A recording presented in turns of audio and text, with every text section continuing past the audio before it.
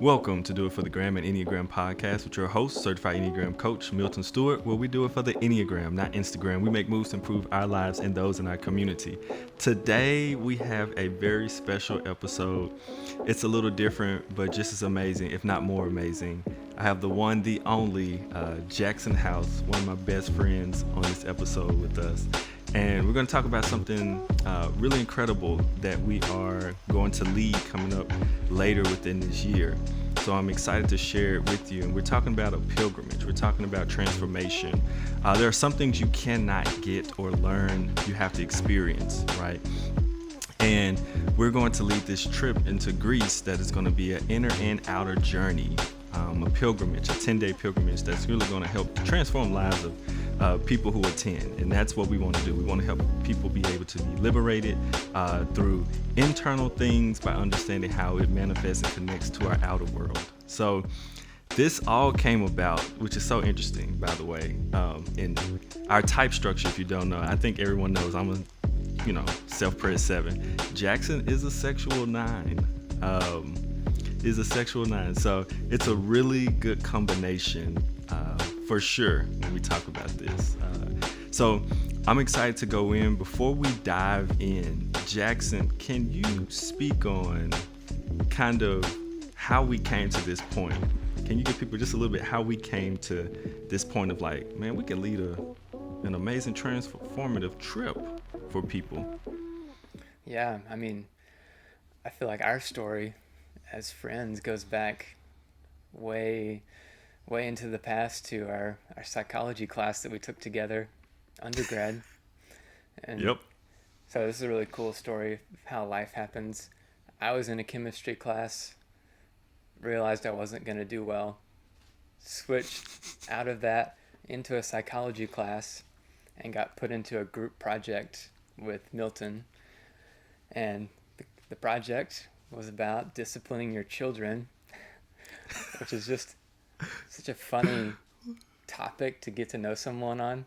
Like the first conversation we ever had was like about growing up and how our parents disciplined us. Just a really funny way to start a friendship.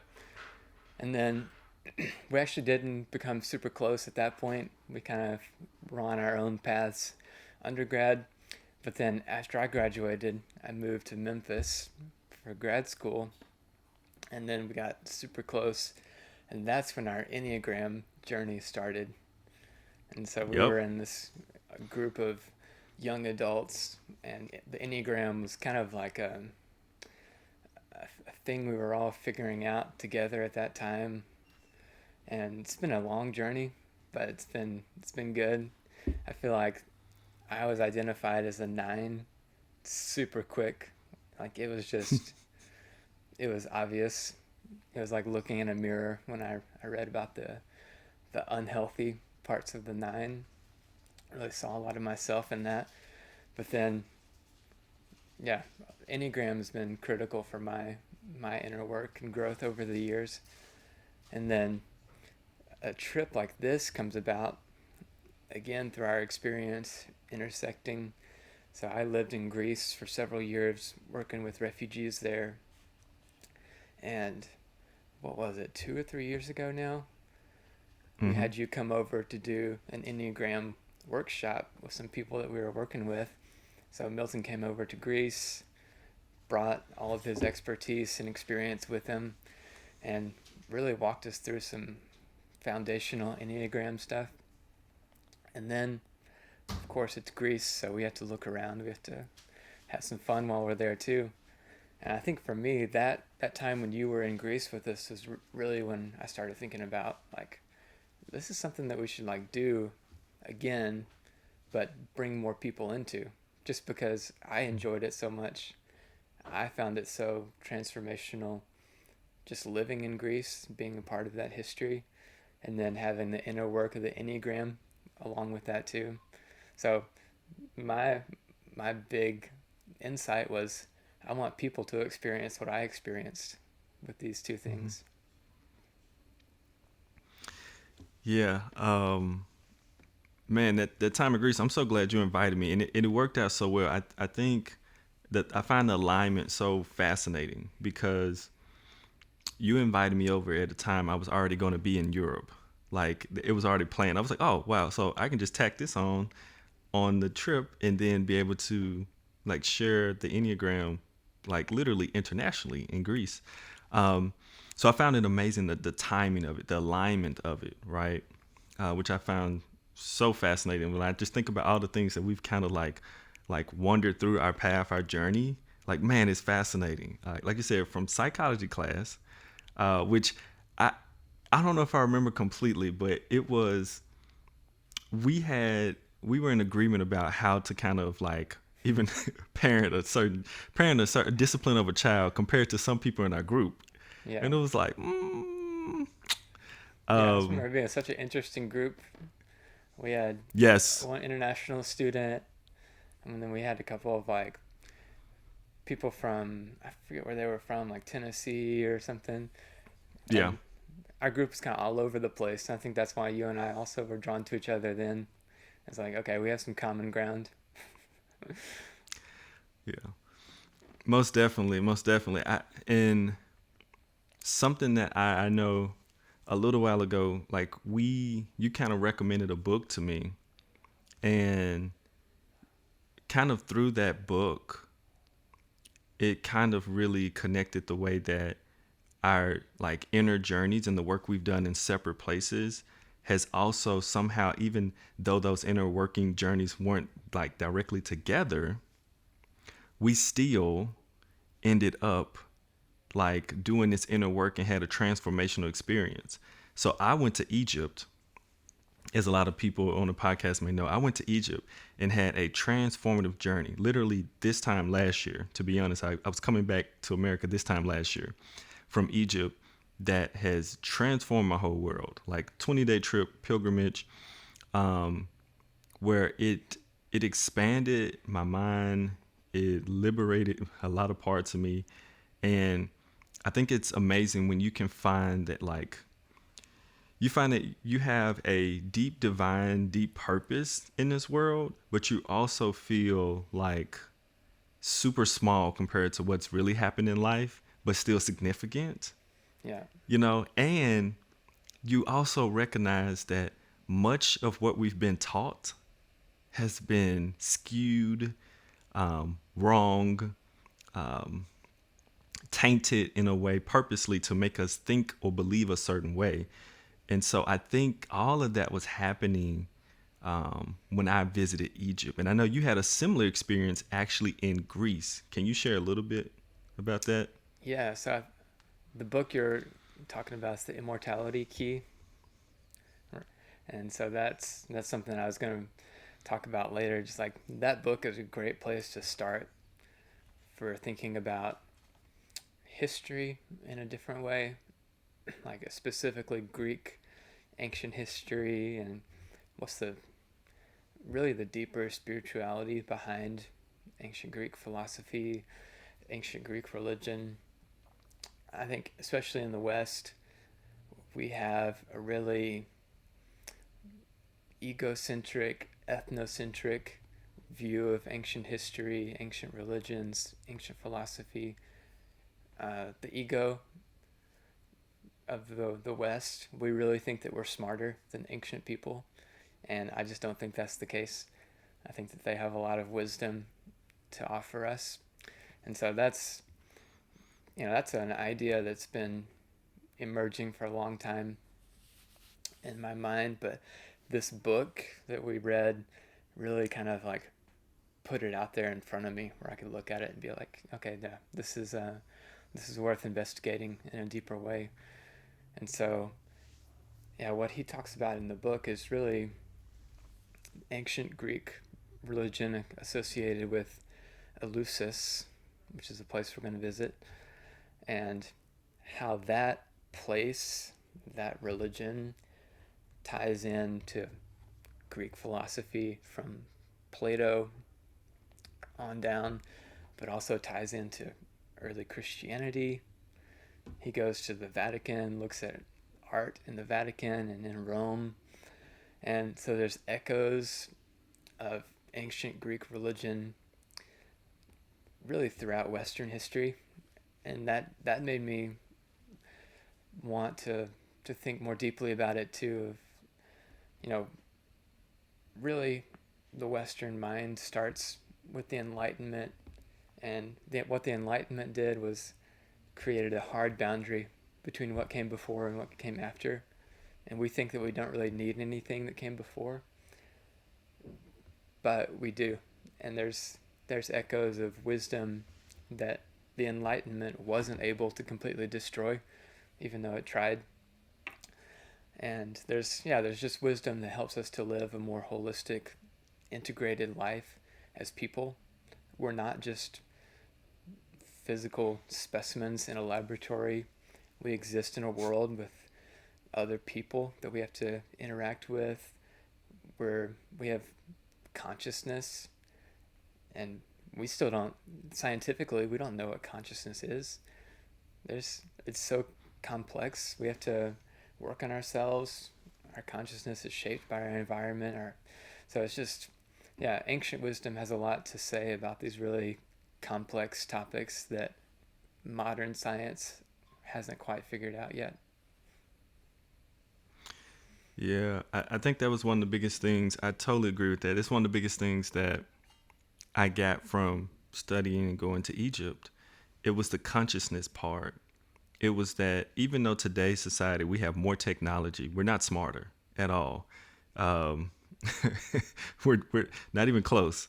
Um, and so understanding that their level of consciousness and awareness of what's actually happening within self and the world, it was it was in awe. Put me in awe. Like I just couldn't. I was like, wow, like this is something else. So it's like supplanting all of this things that were rooted in me from my Western education, and I'm learning things from a much broader lens.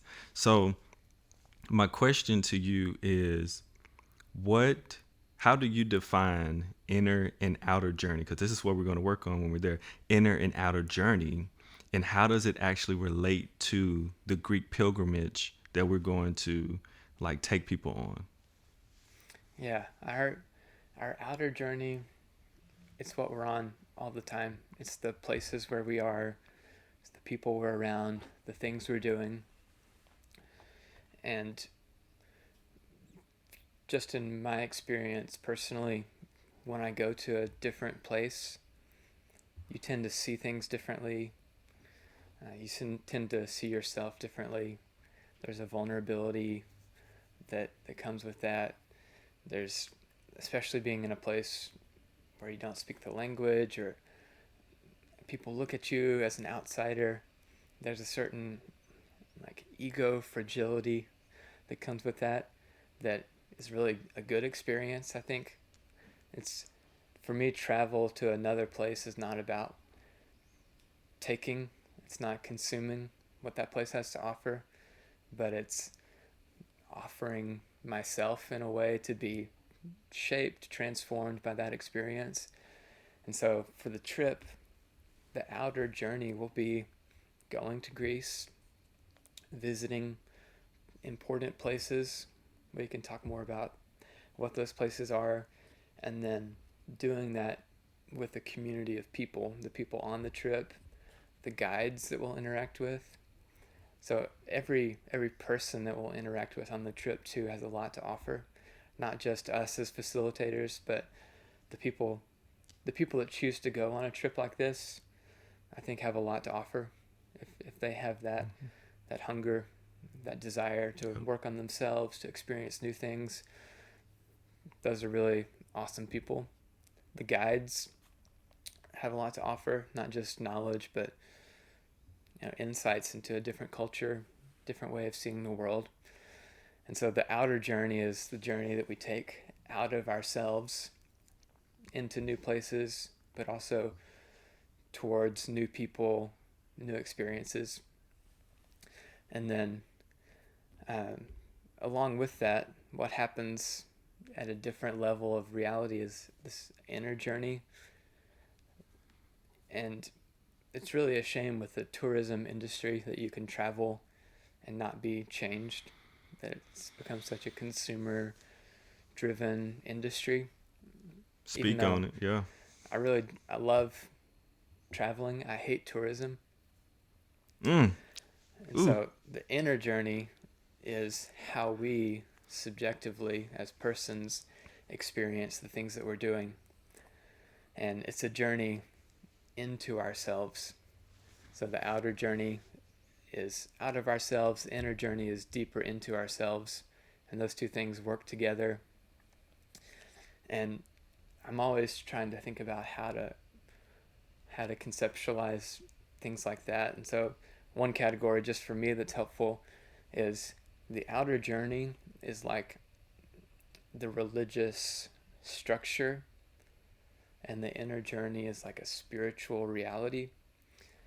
And so it's like religion, it often becomes something that it shouldn't be. Religion Right. should be a structure that facilitates spiritual transformation, but it often becomes an end in itself, that the religious institutions are only interested in self perpetuating. And that's what tourism is. Tourism is the outer journey for the sake of itself. It's religion for Mm. the sake of religion. But what we're trying to do, the vision that we're developing, is travel for the sake of a deeper inner transformation. And it sounds crazy when we first start talking to people about it, that like we want travel to be spiritually meaningful. We want a deeper, more profound experience to come out of this. And it might be a new way of thinking about travel for a lot of people. But for me, like once I step back and think about it, of course, like this is what I've done accidentally a few times, and it's been so meaningful. It's the really meaningful experiences in travel are the ones that transform you or change you in some ways. Like your Egypt trip, it wasn't meaningful because of looking at the pyramids. It was meaningful because of the experience that you had there.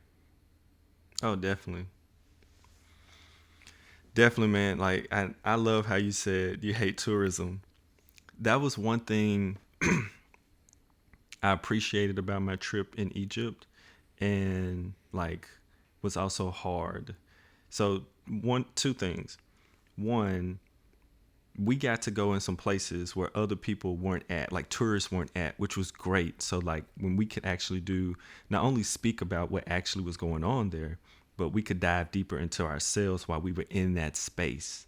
And I think there's something so sacred when you can be in a place that has such rich ancient history and wisdom to it and consciousness to it, the people who were there before you, to be in a space and to be able to go inside deeply is, man, just profound. Like it's crazy what you would experience. And so in Egypt, those moments where it was just our group without all the random tourists, like just snapping pics and moving on to the next thing, were the best moments.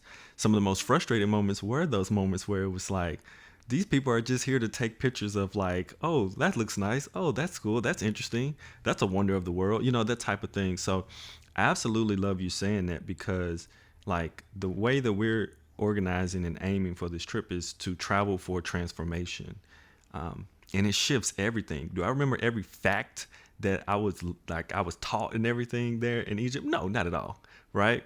But I'll never forget the experiences, and it has changed my life for the better, and it's still changing my life to this day.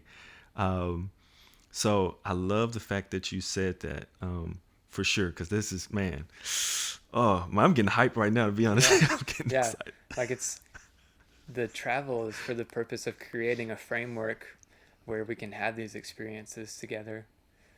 Yeah. And it's not about learning information about Greece or about ancient history or ancient philosophy. Like we could do that from wherever. We don't need to travel to Greece to learn information.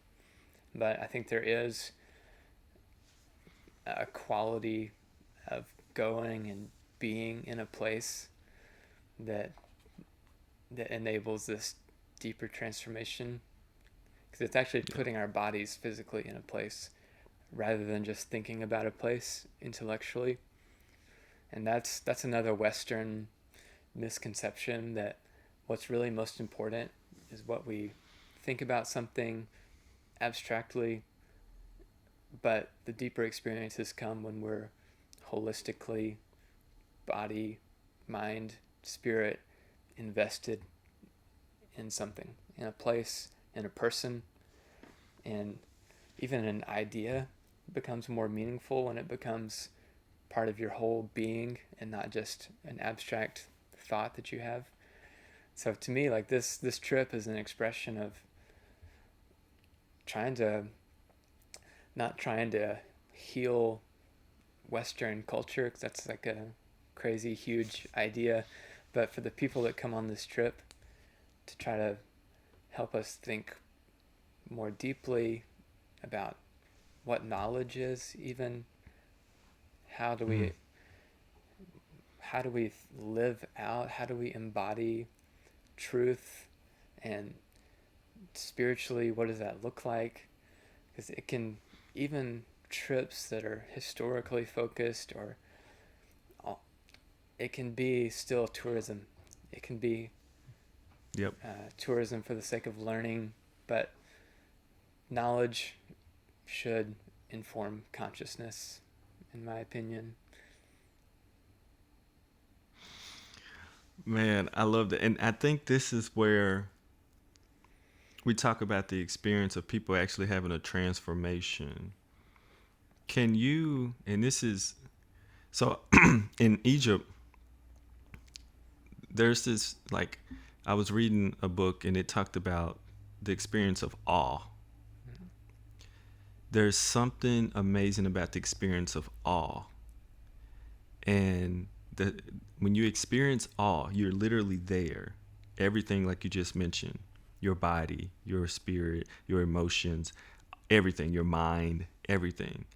The experience of awe has the ability to transform, because it it's like, it's almost like a paradigm shift is happening now. It's like, you know, so experiencing that was a big part of what has transformed me. Like, so can you speak to, um how do I phrase this? The I would say the transformation that we're talking about. Can you kind of put it in kind of words? Because everybody's transformation is going to be a little different, because everybody's on their own journey in different ways. But can you speak to the transformation a little bit that we're talking about? How does a person, what is transformation? How does a person kind of look, or what changes and shifts for them? Yeah, I think that when we start talking about the trip, it could get really hyped. Like, for me, the purpose of the trip is not to have this like crazy, like ego death experience and to come back like different person, or to have like this like overnight like mystical revolution in how we see the world, how we think. It's it's a lot more accessible than that, practical. So a good example is, so one of the places that we'll visit is Plato's Academy. And at the time when Plato was there, it was outside of the city.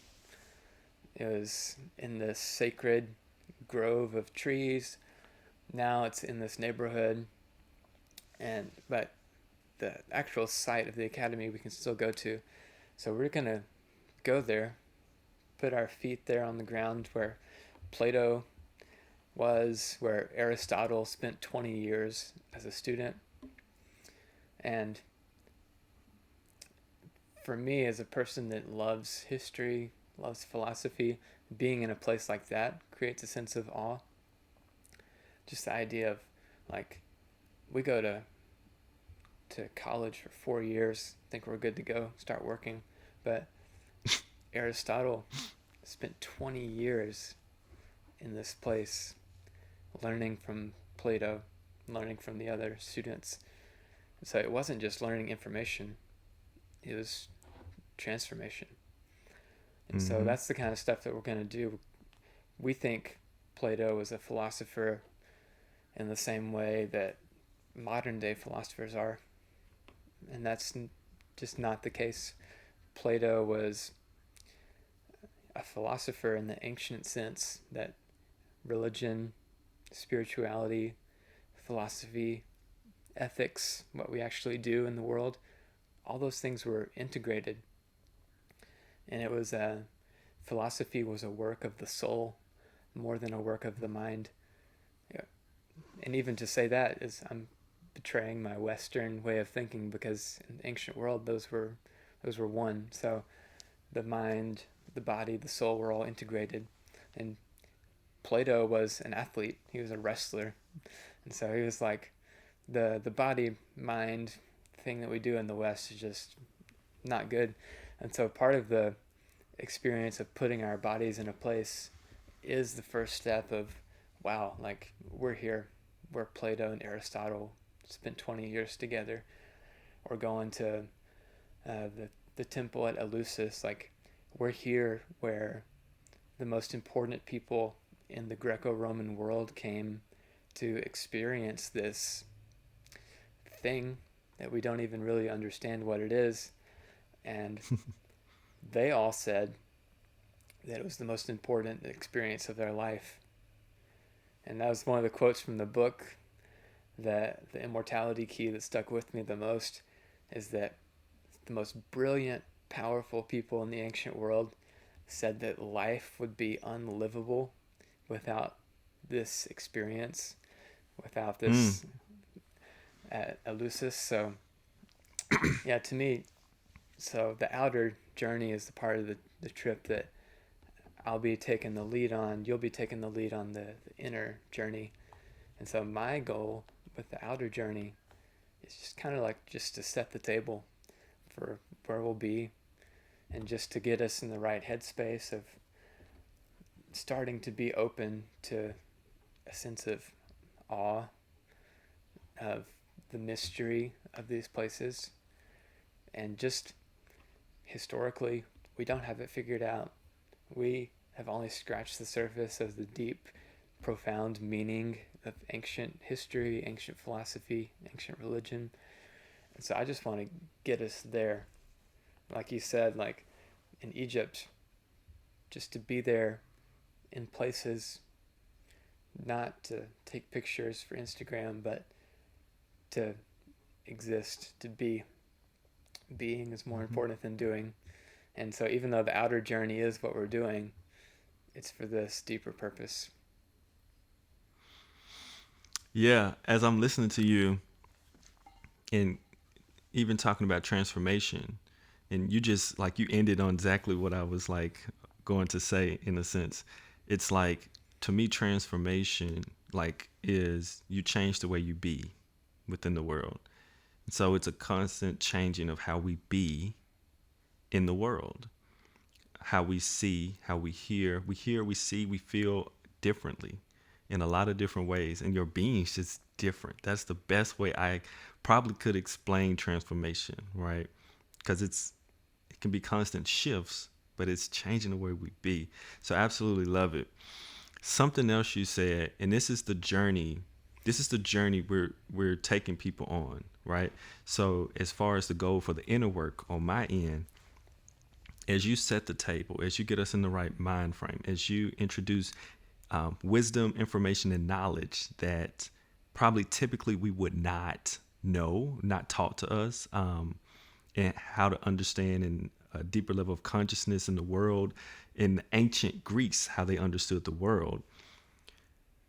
My goal is to help us to get closer to that consciousness within ourselves and figure out what is keeping us from truly living like a deeper conscious life. Because this is exactly like you just got it. And I want you to explain this, because this is the journey we're actually taking people on. This is the journey. Ancient Greeks, many famous, many ones with accolades, many people who actually did a lot to set the structure of how we think and see things today, a lot that we don't know of. But they took this journey that we're going to lead people on And it was about the deeper consciousness, about the ego, all these different things, so you can truly live life. Can you explain a little bit about this journey that we're taking people on? Yeah, so there's a quote, I'll just say it in Greek first. An pethanis, prin pethanis, otan tha pethanis, vin pethanis. So something like that. It's like, if you die before you die, when you die, you won't die. And that quote, I butchered it a little bit in Greek, but it comes from this monastery in Greece, Mount Athos, and it really speaks to what happened at Eleusis. So it's called the Eleusinian Mysteries. It was an ancient religion that existed for almost 2,000 years, at least. We don't really know exactly how early it existed. We do know that early Christian church, I think 4th century, if I'm remembering correctly, was when the Christians destroyed the temple and the site and stopped the observance of this. But the whole purpose of this ancient religion was to confront death. And so it was associated with the Demeter and Persephone. So Persephone was the daughter of Demeter.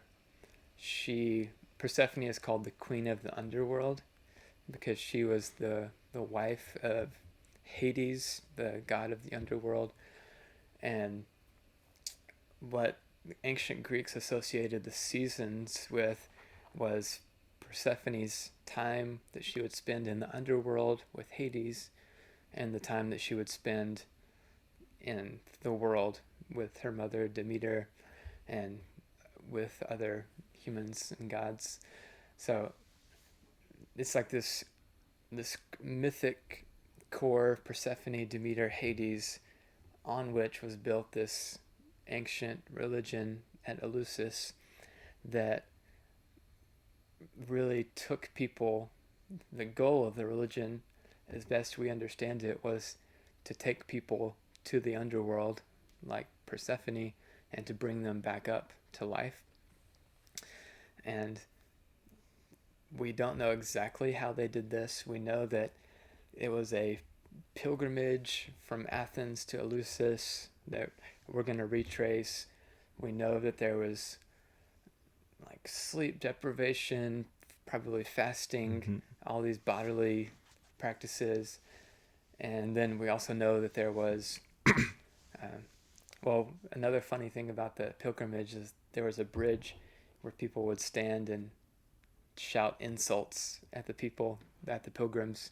So the pilgrimage seemed designed to just deconstruct the ego, leading into this temple where the pilgrims would drink this drink called the kykeon, probably psychedelic, and the result of the whole experience was ego death, basically, and learning to die so that they could live. And so this trip, this place is like kind of at the core of what we're wanting to do symbolically. We're going to visit this place, we're going to talk about all this stuff, but yeah, really it's getting to this deeper consciousness of not, like I said before, the goal of the trip is not to experience ego death, but it's to start to put our egos in check a little bit, just to recognize that in the West we don't have it all figured out, that we have a lot to learn from the ancients, and to start to use our consciousness for transformation. So one quote that I heard recently was that in the modern world, we've outsourced the management of our consciousness to our phones. And just think, when we're sitting on our phone scrolling through like the infinite scroll thing, what we're really doing is like clicking off a certain part of our consciousness, and we're just not really existing in that moment. And so what I want to do is to take back control of my consciousness and use it for good, to change myself, to change the world. And that's what ancient philosophy was. It was deepening your consciousness. It was spiritual, also ethical. All these things were interconnected. And then the other part of the trip is talking about early Christianity and how some of these ideas did exist in early Christianity, and with the spiritual religious tension, eventually the religious structure framework became more important than the spiritual reality. And throughout history, there's been different movements that have tried to revive the spiritual core of Christianity, and those have gone different ways at different times. But there's a few moments like from early Christian writings that I'll point us to that kind of show a similar way of thinking to ancient philosophy.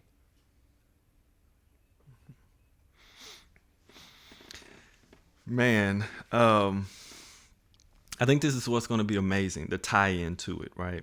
Understanding that we're going to be walking, like you said, we're going to be walking the grounds of like where Plato, where Paul, like all of these massively historical figures who've had extremely great impact on us. We're going to be in places where they did. And not only that, like I said, the ability to like understand the journey, but then also to go inside and work through some of those things as they did in a sense, right? That is like what I, man, am can't wait to do, because the practices that we're going to do, some of them are going to be meditative, someone's going to be somatic, someone's going to be emotional, someone's going to be thought provoking. Like we're hitting all the senses, which all tie into the spiritual, right? Of working with the person. So this is what I'm like, man, super excited for. So along those lines, because we're taking them along that journey, which they'll learn more about, and it's a lot in the Immortal Key book as well. But we're going to share quite a bit about that, especially when we're in the place, so you really understand and feel what's happening there. So one of my other questions that I kind of want to share is more along the lines of maybe what can a person expect, and maybe like what can we do to, like, what helps to maybe overcome some fear that participants may have. And I say that because I remember, like, in my Egypt trip, like, I didn't have, as a 7, I didn't have a fear of like going anywhere. I was too excited to go. Like, I was like, oh yay. But one of the biggest shifts for me, for people who know the Enneagram, was my self-preservation instinct, right? I want things to be comfortable as all get out. I want to make sure Milton is okay and I'm fine. And the third day, I realized that wasn't going to work. I was in my hotel room, and I had like, I don't know, not a pity party, but I threw like a baby tantrum, like in my room, like real talk. And I don't know if I've told people this on the podcast, but I had an emotional tantrum in my room because I was really frustrated. I'm in a group of like 10, 15 people, and I can't do self-preservation. Like, I don't even know these people like that. Like, I know one or two, but I don't even know these people like that. And I'm recognizing within myself, like, it's not going to work, bro. Like, if you keep trying to do this, your egoic stuff, it's not going to work. So I threw a little baby tantrum in my room, man. I was crying. I was cussing. I was like throwing stuff. I was mad. Like, I did a bunch of stuff, bro. Like, if somebody had a video camera, it would probably be the funniest, saddest, weirdest thing they've saw in a long time. But once I came up out of that, cussing, crying, throwing a fit, mad, all kind of shouting, dance, like all kind of stuff, bro. When I when I came out that hotel room, I had got myself right. You know what I'm saying? And the reason I speak of fear, because I think fear, man, is one of the biggest impediments or obstacles to stopping people from truly being able to experience the transformation we're talking about, but also being able to grow and to live life. That is one thing that, I don't know, a couple of years ago I came across when I recognized how much fear invades different parts of me. And I was like, it's stopping me from living, like truly living life. Not that I don't recognize danger, but there's fear here that is stopping me from doing some of every little thing that actually could change my life. So, looking at it from a participant standpoint, what is something that could possibly help a person when it comes to expectations or overcoming or moving through fear on our pilgrimage? Yeah, I think that you and I are really interesting people to lead this because we think in different ways. Like you're self-pres, I'm sexual. And so when I think about a trip, my anxiety comes from the social aspect of the group that's going to be part of the trip, and not necessarily from the comfort and the places where we'll be. So I think you and I together already we've seen in the planning phases how we're kind of like thinking through this in different ways. And you're Yeah. like, oh no, instead of a 4-star, let's stay in a 5-star hotel. And I'm like, as long as we're like, in meaningful connection with each other, that's all that matters. So it's like Right. we're thinking through this differently, which is really good. I think that'll help people have a better experience overall. But on the social side of it, like the people on the trip are the most important part of the trip. The experience that we all have will be determined not by who the people are, but by how they come. Yeah. And so we're trying to think through that intentionally also. How can we have some time with people before the trip to build community, build connections, start this process? I think we should start the journey before the journey. And so that would be, if I was thinking about a trip like this, that would be my fear of like, I don't want to Mm-hmm. go on a trip that's going to have one crazy person that's going to dominate the conversation or dominate my environment with negativity or hostility. And so we want to build in healthy community as part of it. And obviously on a trip, the first couple of days we're going to be jet lagged. There'll be times where we get tired, get hungry, get thirsty, and we're humans. And so there might be some negativity, but that's something that I want to deal with directly. Try to try to create an emotionally healthy environment for the trip too, and physically healthy. We'll be walking a lot, but we'll be staying hydrated. It's not going to be so physically taxing that someone can't participate.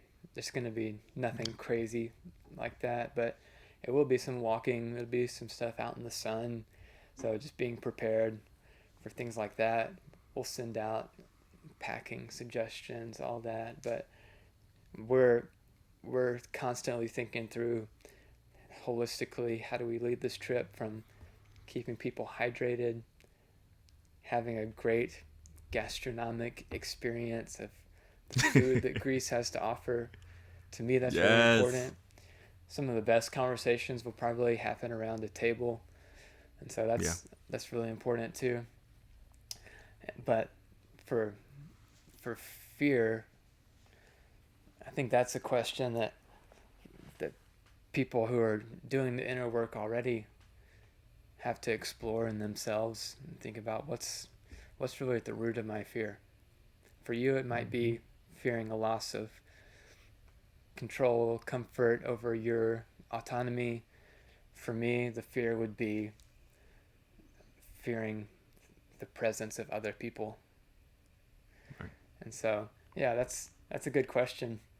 I think everyone, it's hard to answer because everyone has different core Yeah, fears. Yeah, I this was think good. So go ahead. I was just gonna say maybe some of the activities that you lead us through will help us like early Mm-hmm. on in the trip to start to pinpoint some of those things, and that Oh actually yeah. might be a key to the transformational growth. Is that in an environment where we might be jet lagged or tired or hungry, we might see our ego more clearly and see, oh wow, like this is why I'm upset or angry, and like you had this like raw emotional experience, and that helped you, like that turned some things around for you. So maybe we'll have experiences like that too on this trip. Yeah. That's one of the things about the setting the space, right? That's one thing about being a good facilitator. Anyone in my community of Kaizen understands that the space that is provided, that we co-create, is of utmost importance if we're going to go in and do deep work. And so, like you said, the journey begins before the journey. That's going to be a big part of it. How do we make sure that we're co-creating a safe space for everyone, right? And for us to be humans at the same time, and to become restored and come back and say, oh, I went a little bit, my instincts were out of whack, right? Yeah, So we're gonna do all of that. Like that is going to be so important to what we do, and we're gonna have space for that, and we're gonna set the space for that from the very beginning, um, so that everybody's humanity is honored, and we can address things as they come up in a healthy way. And so that's one of the things.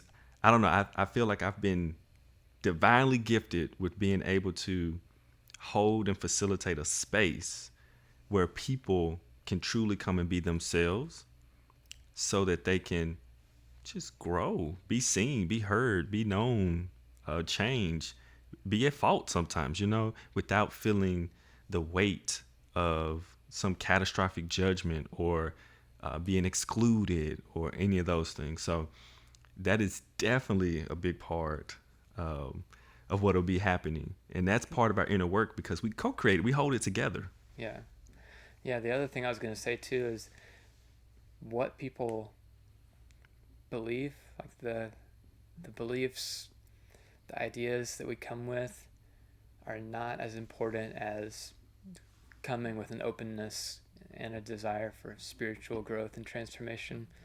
So I mentioned earlier, like the typical Western perspective is we're smarter, we have life figured out in a way that the ancients didn't. And we have that idea because scientifically, in the scientific domain, it's true. We understand the physical world better than the ancients because we have science. And so there can be this Western hubris, but, and that's how I thought until a few years ago. So if that's your first reaction to talking about ancient religion, ancient philosophy, it's like that's okay. You can have that perspective and come on the trip as long as you're willing to learn and to grow and just have this like baseline openness. I think is important. And then the other perspective maybe is when we start talking about Christianity or figures like Paul and some of that part of the trip, I completely understand if people are like, why are we talking about that? Like, Christianity is this closed minded religious structure. That's not really where spiritual growth is going to arise from. And that may be true for a lot of people, but for others that come from maybe a Christian background or they grew up Christian, the spiritual growth might come from some of that religious structure. It might be redeemed in a certain way by spiritual transformation. And so just one thing I wanted to mention about Paul that kind of helps me to enter into his thought in a different way is, so just a quick recap, his conversion story. So in the New Testament, Paul was persecuting the church. He was killing Christians. And then he had this mystical experience, and his conversion from Judaism to Christianity was based on this mystical experience, not based on new information, not based on anything else, this experience. And then after that, he goes to Arabia, to the desert, for 3 years and continues to have spiritual transformation, mystical experience before he ever talks to another Christian. And so, Paul, the most important New Testament author, his religious understanding was based on deep, mystical, spiritual transformation. So, just as a baseline, that's an important place to start. And then he talks in a really interesting way about the self, the ego. And so how he frames it is, I no longer live, but Christ lives in me. And so for Paul, that's what Christianity means, that I no longer live, but Christ lives in me. And if we translate that a little bit, that's ego death and adopting what I've started calling the Christ ego. And so the spiritual transformation of Christianity is also ego death and adopting the Christ ego, which Paul talks about in another one of his writings as self-emptying. Who Jesus was someone who emptied himself, humbled himself to death, and then allowed spiritually God to glorify him and lift him up. So there's this whole like self-emptying, divine filling idea in Paul's writings. And so that part of the trip will be trying to look at a deeper level of what Paul was talking about too, and some of his letters and dealing with Christianity in that way. So I just wanted to put that out there too, of like where we're coming from with the Christianity, where we're coming from with the ancient history. We understand if people have an emotional response to both of those. Oh, we definitely do. I think that's been a big part of our transformation. And, we could talk about this a whole nother episode type of thing. But because you and I both have Christian backgrounds, right? Our experiences that we've had globally have expanded our views on a lot of different things and included more things and enriched I would say, it changes the way you even see things. So like what you're talking about, just looking at the words of Paul or what Paul has done, like not reading it the way that the Western world has told and taught us to read certain things, because it is bigger than how it's been skewed to be read. And that was one thing that, in Egypt that I came back with, I was like, God is so much bigger than my little mind has boxed him in. Like, for real, God is so much bigger than the mind I've put God in. Not only bigger, but bigger than even the text that we have to read about God. And I don't just mean the Bible. I mean other ways of wisdom as well out there. I do. And so that experience was like, oh my, right? It's like, I thought I knew so much. It's that thing, that you get a little bit wiser when you realize you don't really know much. Yeah. And global experiences like the ones we have, it makes me more curious, makes me want to seek more, seek deeper, listen a little bit different, hear things different. What is missing? dive in more, way more than I ever have in my life. Um, and the other part I love about it is allow myself to um, fall into the mystery and love it and be okay with the mystery that I don't know and I don't have to know, even though I'm still seeking. And it's okay. And that's a part of the journey. And so I love how you said like the self emptying and then the feeling, allowing God to feel us, divinely feel us, to like raise us on a whole different level. I love that because it's going to address that. So anyone who does have those like hangups, like maybe you got Christian trauma, because let's be honest, like folks out here ego abusing like the religion of Christianity for sure.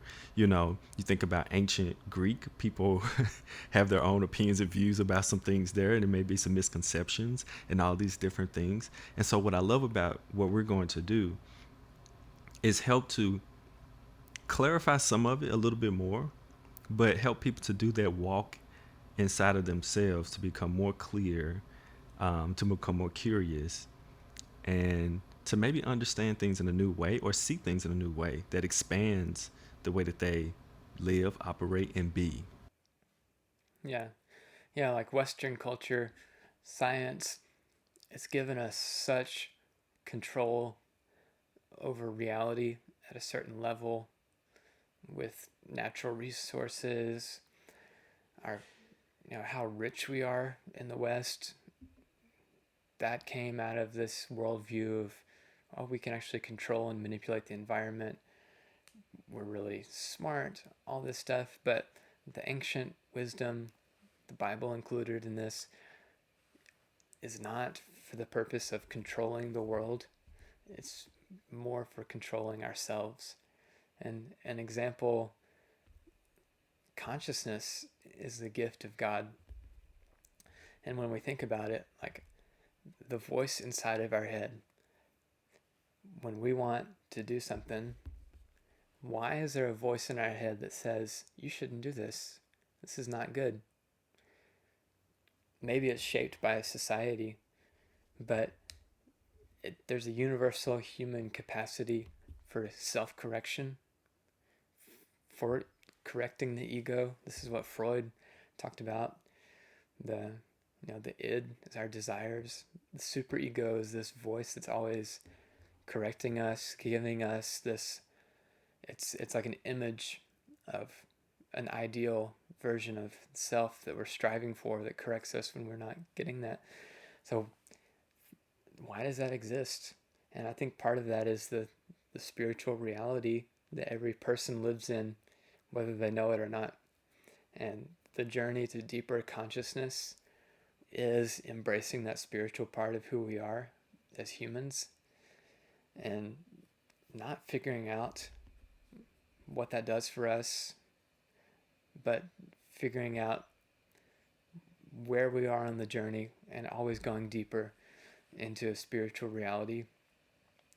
And that happens in all kinds of ways. The Enneagram is a great tool on that journey because it helps us to see ourselves in different ways. It helps us to see who we are in a deeper way.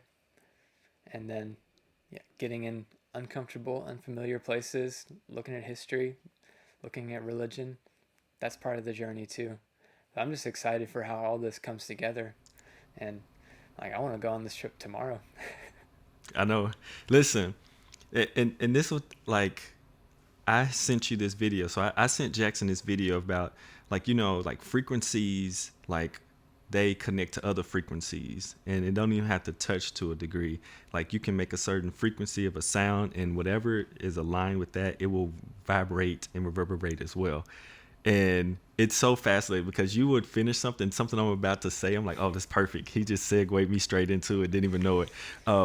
In typical 7 manner, I gave Jackson questions for this we were going to do. And then I totally averted it as we started speaking. So shout out to Jackson, bro, because you were just rolling. He's like, all right, we'll just go we'll go with this road.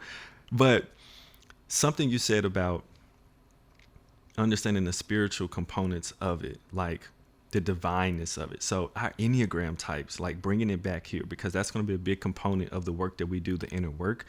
It's so powerful because Our Enneagram types have a divine purpose unlocked in it on our journeys. And this is why it's so important when we start to understand and unlock what's inside of us, right? So, as we're doing this, understanding those higher levels, holy ideas, virtues that we actually bring and operate in, and that we have a deeper, rich connection to, all of that is connected to our divine purpose.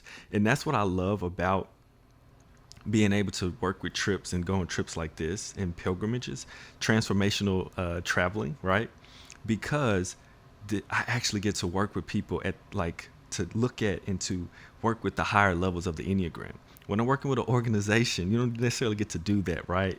But when we go and travel on trips together and we get to have these great experiences, these conversations, these moments of awe, you really get to say, okay, let's look at it from a much higher level. How is this calling to your life and how it is interwoven into what you're going to give to the world? And also how you're going to liberate and help transform within yourself through the inner work you're going to do.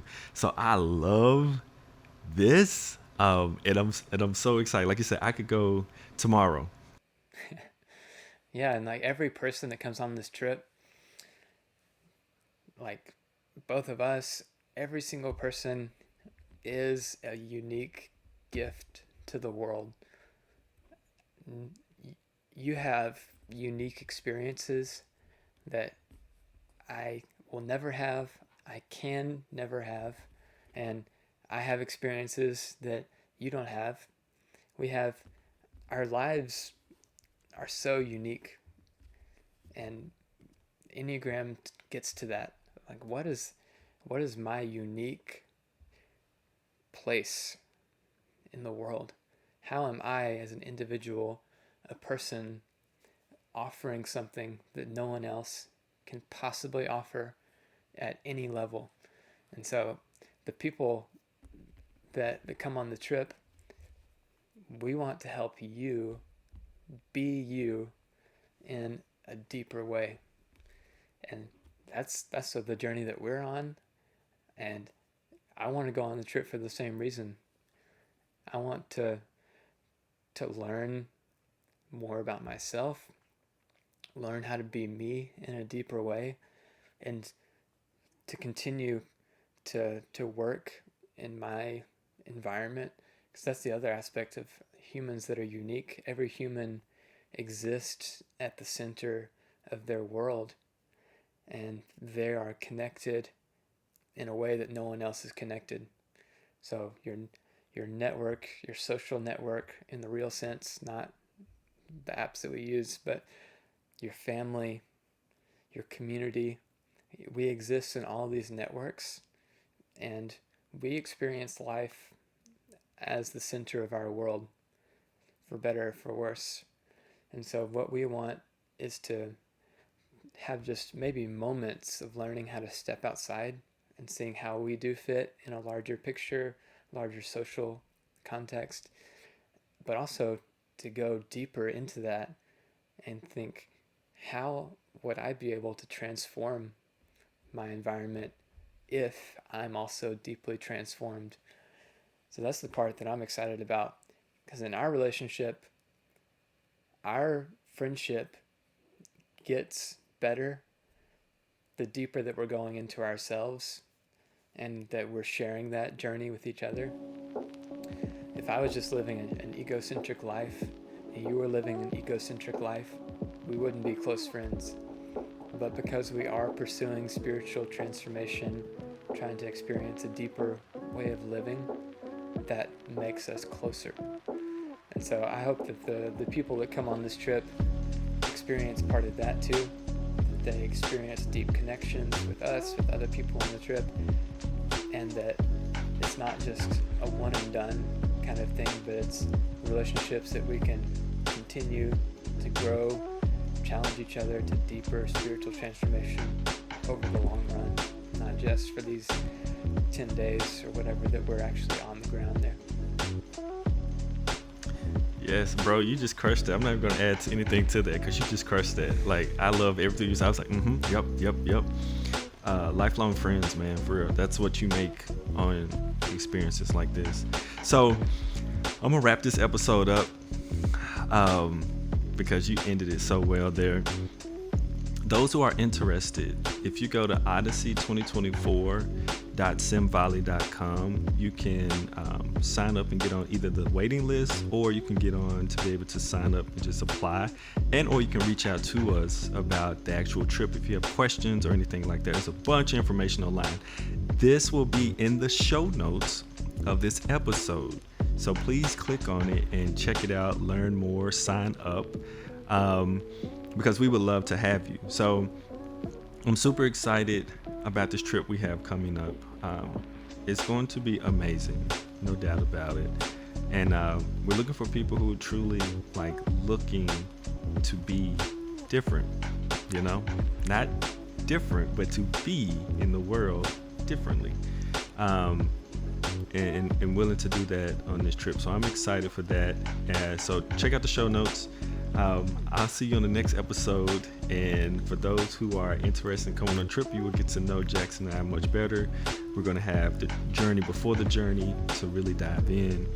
And Jackson, I'm just so happy to have you on, bro. This is so good. Yeah, this is awesome. Man, this is so good. So this is like conversations that we have all the time. We're having them I know on the podcast.